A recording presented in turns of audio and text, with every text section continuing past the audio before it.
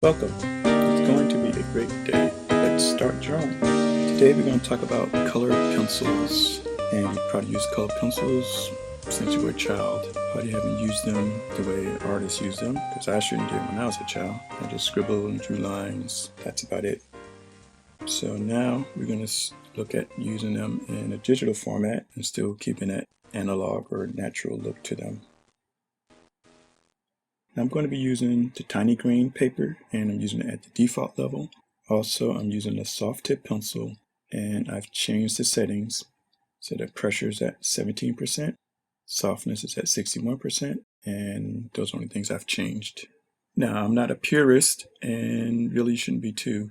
I'm just using the soft tip here and not any other pencils, but you can use a combination of the pencils to get the effect that you want. Mix it up. Don't be beholden to one pencil once you get a hold of it, because you will be able to get better effects, better textures by combining different pencils and experimenting and playing. And I'm always a big advocate of experimenting and playing to see what will happen. Don't be afraid. You can't break anything. And with digital, you don't have to worry about using a lot of paper, wasting a lot of paper, I should say. And it's easy to erase and go back. Control Z is your friend. Command Z, as the case may be. And also, all the colors are ready for you, already there. You create your color palette necessary, and just go to town. Okay, now you've seen this drawing that I've done a color pencil, a speed drawing. We'll go back to that later. So right now, let's see how the fundamentals helped to build that drawing. Now, the first thing you want to do is find out the power of the color that you're going to use. So what you want to do is press really hard and find a pure value of that color. So I'm only going to use primary colors and secondary colors now. Depending on the colors that you want to use in your drawing, you may want to keep yourself to a limited palette. So I suggest, before every drawing, you find out the pure color. So press hard. That way you'll be familiar when you get into the drawing, because you want to know the intensity of these pencils so that you can do proper shading. Now, one reason I've set the soft tip at the percentages that I did is because I really want to do some shading. In episode 22, I show you how you can use lines to create shapes and forms and value. I may be doing a combination of that here, but basically I'm going to concentrate on shading. So I want to know what intensity I'm going from when I'm pressing hard to when I'm pressing light. And you get the best results when you're aware of what your tool can do, and you can do very detailed drawing in this way. So if I haven't been doing detailed drawings for these tutorials, because really I just want to show you the fundamentals so you can get that down.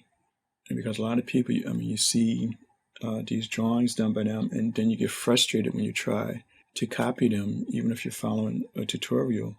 So in order to avoid that, I want to show you these fundamentals, these basics that you need to know to help you get over the hump so that you can produce drawings, paintings that you are proud of and that fit the view of what's in your mind. Sometimes it's hard to get what is in your mind onto paper. So here we see some pressure drawings I've done with the primary and secondary colors. Now this can be your chart. Now I'm going to do some shading with each of these colors. Now I could try to shade this all in one thing from dark to light, but really how I normally work is I build up the shading on top of each other. I try to get it in one stroke. I'll try to get the gradation in one shot. So I use a technique to build up. So I'm going to build on top of that to get the gradation effect that I want.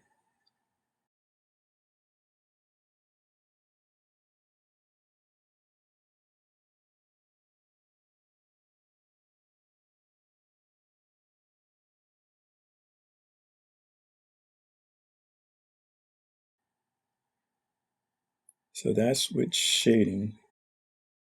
Now the next thing you want to do is to see how these colors overlay on one another.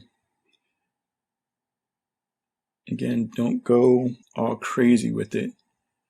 Just do something really simple. And in this case, I'm just going to put some colors on top of each other.